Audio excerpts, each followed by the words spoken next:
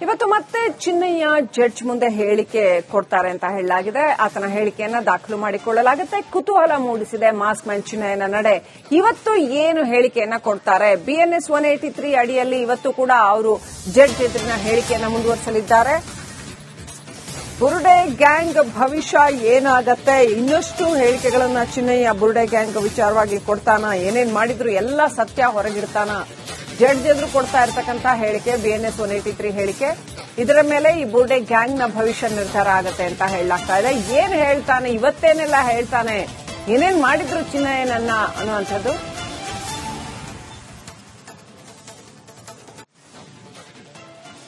Next update ಪಡ್ಕೊಳ್ಳೋಣ. ಪ್ರತಿನಿಧಿ Bhimanaik live connect ಆಗಿದ್ದಾರೆ. ಭೀಮಾನಾಯಕ್, ಚಿನ್ನಯ್ಯ ಎಷ್ಟೊತ್ತಿಗೆ ಬರ್ತಾನೆ ಅಥವಾ ಎಷ್ಟೊತ್ತಿಗೆ ಕರ್ಕೊಂಡ್ ಬರ್ತಾನೆ? ಇವತ್ತಿನ ಹೇಳಿಕೆ ಯಾವ ರೀತಿ ಇರಬಹುದು?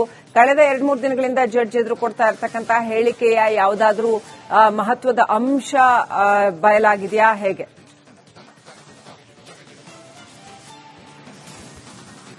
ಶ್ರೀಲಕ್ಷ್ಮಿ, ಏನು ಧರ್ಮಸ್ಥಳದಲ್ಲಿ ನೂರಾರು ಶವಗಳನ್ನ ಹುತ್ತಿಟ್ಟಿದ್ದೇನೆ ಎನ್ನುವಂತಹ ಪ್ರಕರಣಕ್ಕೆ ಸಂಬಂಧಪಟ್ಟಂತೆ ಪೊಲೀಸರು ಫಸ್ಟ್ ಏನು ಚಿನ್ನಯ್ಯನನ್ನ ವಶಕ್ಕೆ ಪಡೆದಿದ್ರು. ಆ ವೇಳೆಯಲ್ಲಿ SIT ಅಧಿಕಾರಿಗಳಿಗೆ ಚಿನ್ನಯ್ಯ ಕೆಲವೊಂದಿಷ್ಟು ಹೇಳಿಕೆಯನ್ನ ನೀಡಿದ್ದ, ಜೊತೆಗೆ ತಪ್ಪೊಪ್ಪಿಗೆ ಹೇಳಿಕೆಯನ್ನ ನೀಡಿದ್ದ. ಹಾಗಾಗಿ ಈಗ ಮತ್ತೊಮ್ಮೆ ಶಿವಮೊಗ್ಗದ ಕೇಂದ್ರ ಕಾರಾಗೃಹದಲ್ಲಿರುವಂತಹ ಚಿನ್ನಯ್ಯನನ್ನ ಈಗಾಗಲೇ ಶಿವಮೊಗ್ಗದಿಂದ 9:10ಕ್ಕೆ ಅಲ್ಲಿಂದ ಕರೆತಂದಿರುವಂತದ್ದು. ಅಲ್ಲಿಂದ ಮಧ್ಯಾಹ್ನದ ಸುಮಾರು 1:30 ವೇಳೆಗೆ ಏನು ಧರ್ಮಸ್ಥಳದ ಬೆಳ್ತಂಗಡಿಗೆ ಆತನನ್ನ ಕೋರ್ಟ್ಗೆ JMMC ನ್ಯಾಯಾಲಯಕ್ಕೆ ಕರೆದುಕೊಂಡು ಬರ್ತಾರೆ. ಇಲ್ಲಿ ಸ್ವಇಚ್ಛಾ ಹೇಳಿಕೆಯನ್ನ ಚಿನ್ನಯ್ಯ ನೀಡಬೇಕಾಗುತ್ತೆ. ಈ ಹಿಂದೆ SIT ಅಧಿಕಾರಿಗಳಿಗೆ ಸ್ವಇಚ್ಛಾ ಹೇಳಿಕೆಯನ್ನ ಚಿನ್ನಯ್ಯ ನೀಡಿದ್ದ, ತಪ್ಪೊಪ್ಪಿಗೆ ಹೇಳಿಕೆಯನ್ನ. ಹಾಗಾಗಿ ಈಗ ನ್ಯಾಯಾಧೀಶರ ಮುಂದೆ ಈಗಾಗಲೇ 2 ಬಾರಿ ಹೇಳಿಕೆಯನ್ನ ಕೊಟ್ಟಿದ್ದಾನೆ. ಆದ್ರೆ ಅಪೂರ್ಣವಾಗಿರೋ ಹಿನ್ನೆಲೆಯಲ್ಲಿ ಈಗ ಮತ್ತೊಮ್ಮೆ ಚಿನ್ನಯ್ಯನನ್ನ ಕರ್ಕೊಂಡು ಬರ್ತಿರುವಂತದ್ದು. ಪ್ರಮುಖವಾಗಿ ನಾವು ಗಮನಿಸಬೇಕಾಗಿರುವಂತಹ ವಿಷಯ ಏನಂದ್ರೆ, ಚಿನ್ನಯ್ಯ ಏನು ಇವತ್ತು ನ್ಯಾಯಾಧೀಶರ ಮುಂದೆ ಸ್ವಇಚ್ಛಾ ಹೇಳಿಕೆ, ತಪ್ಪೊಪ್ಪಿಗೆಯನ್ನ ನೀಡೋದ್ರ ಮೇಲೆ ಇಡೀ ಈ ಬುರುಡೆ ಗ್ಯಾಂಗ್ ನ ಭವಿಷ್ಯ ನಿರ್ಧಾರವಾಗಿರುವಂತದ್ದು. ಒಂದು ವೇಳೆಯಲ್ಲಿ ಚಿನ್ನಯ್ಯ ತಪ್ಪೊಪ್ಪಿಗೆ ಹೇಳಿಕೆಯನ್ನ ನೀಡಿ ನಾವು ಮಾಡಿರುವುದು ಎಲ್ಲವೂ ಇದ್ರ ಹಿಂದೆ ಷಡ್ಯಂತ್ರ ಇದೆ, ಈಗ ಅವರು ಹೇಳಿದಂತೆ ನಾನು ಮಾಡಿದ್ದೇನೆ ಎನ್ನುವಂತ ಹೇಳಿಕೆಯನ್ನ, ಸ್ವಇಚ್ಛಾ ಹೇಳಿಕೆಯನ್ನ ನ್ಯಾಯಾಧೀಶರ ಮುಂದೆ ಹೇಳಿದ್ದೇ ಆದಲ್ಲಿ ಇಡೀ ಬುರುಡೆ ಗ್ಯಾಂಗ್ಗೆ ಸಂಕಷ್ಟ ಎದುರಾಗುತ್ತೆ. ಹಾಗಾಗಿ ಚಿನ್ನಯ್ಯನ ಹೇಳಿಕೆಯ ಮೇಲೆ ಬುರುಡೆ ಗ್ಯಾಂಗ್ ನ ಭವಿಷ್ಯ ನಿಂತಿದೆ ಅಂತಾನೆ ಹೇಳ್ಬೋದು. Srilakshmi, right, thank you Bhimanaik ಡೀಟೇಲ್ಸ್ಗಾಗಿ. ಇವತ್ತು ಮತ್ತೆ ಚಿನ್ನಯ್ಯ ಜಡ್ಜ್ ಮುಂದೆ ಹೇಳಿಕೆ ಕೊಡ್ತಾರೆ ಅಂತ ಹೇಳಲಾಗಿದೆ. ಆತನ ಹೇಳಿಕೆಯನ್ನ ದಾಖಲು ಮಾಡಿಕೊಳ್ಳಲಾಗುತ್ತೆ. ಕುತೂಹಲ ಮೂಡಿಸಿದೆ ಮಾಸ್ಕ್ ಮ್ಯಾನ್ ಚಿನ್ನಯ್ಯನ ನಡೆ. ಇವತ್ತು ಏನು ಹೇಳಿಕೆಯನ್ನ ಕೊಡ್ತಾರೆ? BNS 183 ಅಡಿಯಲ್ಲಿ ಇವತ್ತು ಕೂಡ ಅವರು ಜಡ್ಜ್ ಎದುರಿನ ಹೇಳಿಕೆಯನ್ನ ಮುಂದುವರಿಸಲಿದ್ದಾರೆ. ಬುರುಡೆ ಗ್ಯಾಂಗ್ ಭವಿಷ್ಯ ಏನಾಗತ್ತೆ? ಇನ್ನಷ್ಟು ಹೇಳಿಕೆಗಳನ್ನ ಚಿನ್ನಯ್ಯ ಬುರುಡೆ ಗ್ಯಾಂಗ್ ವಿಚಾರವಾಗಿ ಕೊಡ್ತಾನ? ಏನೇನ್ ಮಾಡಿದ್ರು ಎಲ್ಲ ಸತ್ಯ ಹೊರಗಿಡ್ತಾನ? ಜಡ್ಜ್ ಎದುರು ಕೊಡ್ತಾ ಇರತಕ್ಕಂತ ಹೇಳಿಕೆ BNS 183 ಹೇಳಿಕೆ. ಇದರ ಮೇಲೆ ಈ ಬುರುಡೆ ಗ್ಯಾಂಗ್ ನ ಭವಿಷ್ಯ ನಿರ್ಧಾರ ಆಗತ್ತೆ ಅಂತ ಹೇಳಲಾಗ್ತಾ ಇದೆ. ಏನ್ ಹೇಳ್ತಾನೆ, ಇವತ್ತೇನೆಲ್ಲ ಹೇಳ್ತಾನೆ, ಏನೇನ್ ಮಾಡಿದ್ರು ಚಿನ್ನಯ್ಯನನ್ನ ಅನ್ನುವಂಥದ್ದು.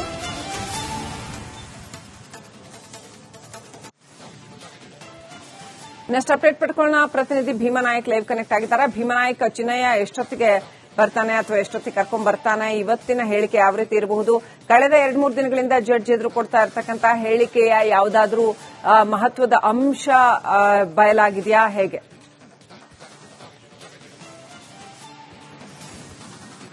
ಶ್ರೀಲಕ್ಷ್ಮಿ, ಏನು ಧರ್ಮಸ್ಥಳದಲ್ಲಿ ನೂರಾರು ಶವಗಳನ್ನ ಹುತ್ತಿಟ್ಟಿದ್ದೇನೆ ಎನ್ನುವಂತಹ ಪ್ರಕರಣಕ್ಕೆ ಸಂಬಂಧಪಟ್ಟಂತೆ ಪೊಲೀಸರು ಫಸ್ಟ್ ಏನು ಚಿನ್ನಯ್ಯನನ್ನ ವಶಕ್ಕೆ ಪಡೆದಿದ್ರು. ಆ ವೇಳೆಯಲ್ಲಿ SIT ಅಧಿಕಾರಿಗಳಿಗೆ ಚಿನ್ನಯ್ಯ ಕೆಲವೊಂದಿಷ್ಟು ಹೇಳಿಕೆಯನ್ನ ನೀಡಿದ್ದ, ಜೊತೆಗೆ ತಪ್ಪೊಪ್ಪಿಗೆ ಹೇಳಿಕೆಯನ್ನ ನೀಡಿದ್ದ. ಹಾಗಾಗಿ ಈಗ ಮತ್ತೊಮ್ಮೆ ಶಿವಮೊಗ್ಗದ ಕೇಂದ್ರ ಕಾರಾಗೃಹದಲ್ಲಿರುವಂತಹ ಚಿನ್ನಯ್ಯನನ್ನ ಈಗಾಗಲೇ ಶಿವಮೊಗ್ಗದಿಂದ 9:10ಕ್ಕೆ ಅಲ್ಲಿಂದ ಕರೆತಂದಿರುವಂತದ್ದು. ಅಲ್ಲಿಂದ ಮಧ್ಯಾಹ್ನದ ಸುಮಾರು 1:30 ವೇಳೆಗೆ ಏನು ಧರ್ಮಸ್ಥಳದ ಬೆಳ್ತಂಗಡಿಗೆ ಆತನನ್ನ ಕೋರ್ಟ್ಗೆ JMMC ನ್ಯಾಯಾಲಯಕ್ಕೆ ಕರೆದುಕೊಂಡು ಬರ್ತಾರೆ. ಇಲ್ಲಿ ಸ್ವಇಚ್ಛಾ ಹೇಳಿಕೆಯನ್ನ ಚಿನ್ನಯ್ಯ ನೀಡಬೇಕಾಗುತ್ತೆ. ಈ ಹಿಂದೆ SIT ಅಧಿಕಾರಿಗಳಿಗೆ ಸ್ವಇಚ್ಛಾ ಹೇಳಿಕೆಯನ್ನ ಚಿನ್ನಯ್ಯ ನೀಡಿದ್ದ, ತಪ್ಪೊಪ್ಪಿಗೆ ಹೇಳಿಕೆಯನ್ನ. ಹಾಗಾಗಿ ಈಗ ನ್ಯಾಯಾಧೀಶರ ಮುಂದೆ ಈಗಾಗಲೇ 2 ಬಾರಿ ಹೇಳಿಕೆಯನ್ನ ಕೊಟ್ಟಿದ್ದಾನೆ.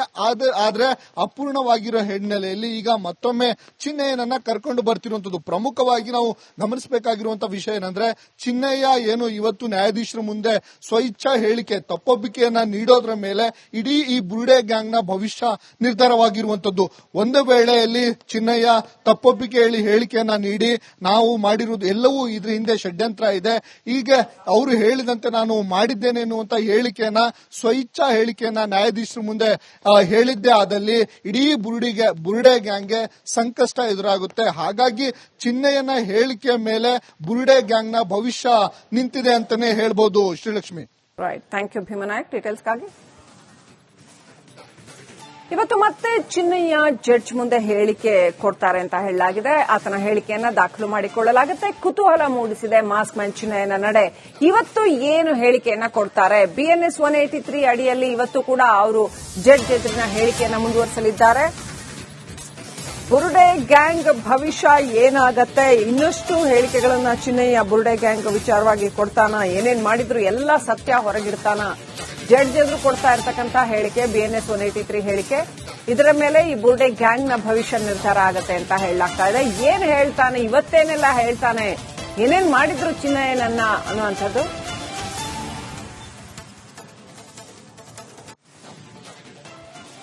ನೆಕ್ಸ್ಟ್ ಅಪ್ಡೇಟ್ ಪಡ್ಕೊಳ್ಳೋಣ. ಪ್ರತಿನಿಧಿ ಭೀಮನಾಯಕ್ ಲೈವ್ ಕನೆಕ್ಟ್ ಆಗಿದ್ದಾರೆ. ಭೀಮನಾಯಕ್, ಚಿನ್ನಯ್ಯ ಎಷ್ಟೊತ್ತಿಗೆ ಬರ್ತಾನೆ ಅಥವಾ ಎಷ್ಟೊತ್ತಿಗೆ ಕರ್ಕೊಂಡ್ ಬರ್ತಾನೆ? ಇವತ್ತಿನ ಹೇಳಿಕೆ ಯಾವ ರೀತಿ ಇರಬಹುದು?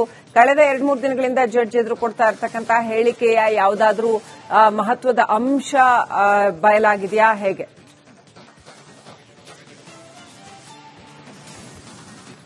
ಶ್ರೀಲಕ್ಷ್ಮಿ, ಧರ್ಮಸ್ಥಳದಲ್ಲಿ ನೂರಾರು ಶವಗಳನ್ನ ಹುತ್ತಿಟ್ಟಿದ್ದೇನೆ ಎನ್ನುವಂತ ಪ್ರಕರಣಕ್ಕೆ ಸಂಬಂಧಪಟ್ಟಂತೆ ಪೊಲೀಸರು ಫಸ್ಟ್ ಚಿನ್ನಯ್ಯನನ್ನ ವಶಕ್ಕೆ ಪಡೆದಿದ್ರು. ಆ ವೇಳೆಯಲ್ಲಿ SIT ಅಧಿಕಾರಿಗಳಿಗೆ ಚಿನ್ನಯ್ಯ ಕೆಲವೊಂದಿಷ್ಟು ಹೇಳಿಕೆಯನ್ನ ನೀಡಿದ್ದ, ಜೊತೆಗೆ ತಪ್ಪೊಪ್ಪಿಗೆ ಹೇಳಿಕೆಯನ್ನ ನೀಡಿದ್ದ.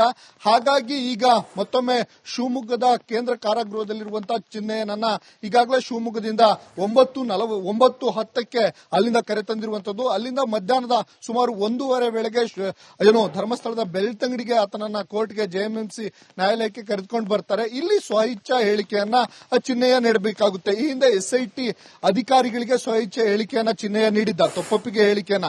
ಹಾಗಾಗಿ ಈಗ ನ್ಯಾಯಾಧೀಶರ ಮುಂದೆ ಈಗಾಗಲೇ 2 ಬಾರಿ ಹೇಳಿಕೆಯನ್ನ ಕೊಟ್ಟಿದ್ದಾನೆ. ಆದ್ರೆ ಅಪೂರ್ಣವಾಗಿರೋ ಹಿನ್ನೆಲೆಯಲ್ಲಿ ಈಗ ಮತ್ತೊಮ್ಮೆ ಚಿನ್ನಯ್ಯನನ್ನ ಕರ್ಕೊಂಡು ಬರ್ತಿರುವಂತದ್ದು. ಪ್ರಮುಖವಾಗಿ ನಾವು ಗಮನಿಸಬೇಕಾಗಿರುವಂತಹ ವಿಷಯ ಏನಂದ್ರೆ, ಚಿನ್ನಯ್ಯ ಇವತ್ತು ನ್ಯಾಯಾಧೀಶರ ಮುಂದೆ ಸ್ವಇಚ್ಛಾ ಹೇಳಿಕೆ ತಪ್ಪೊಪ್ಪಿಗೆಯನ್ನ ನೀಡೋದ್ರ ಮೇಲೆ ಇಡೀ ಈ ಬುರುಡೆ ಗ್ಯಾಂಗ್ ನ ಭವಿಷ್ಯ ನಿರ್ಧಾರವಾಗಿರುವಂತದ್ದು.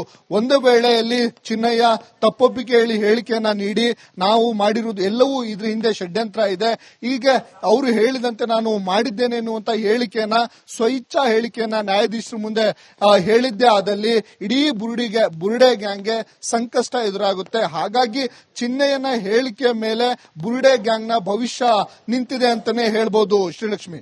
ರೈಟ್, ಥ್ಯಾಂಕ್ ಯು ಭೀಮನಾಯಕ್ ಡೀಟೇಲ್ಸ್ಗಾಗಿ. ಇವತ್ತು ಮತ್ತೆ ಚಿನ್ನಯ್ಯ ಜಡ್ಜ್ ಮುಂದೆ ಹೇಳಿಕೆ ಕೊಡ್ತಾರೆ ಅಂತ ಹೇಳಲಾಗಿದೆ. ಆತನ ಹೇಳಿಕೆಯನ್ನ ದಾಖಲು ಮಾಡಿಕೊಳ್ಳಲಾಗುತ್ತೆ. ಕುತೂಹಲ ಮೂಡಿಸಿದೆ ಮಾಸ್ಕ್ ಮ್ಯಾನ್ ಚಿನ್ನಯ್ಯನ ನಡೆ. ಇವತ್ತು ಏನು ಹೇಳಿಕೆಯನ್ನ ಕೊಡ್ತಾರೆ?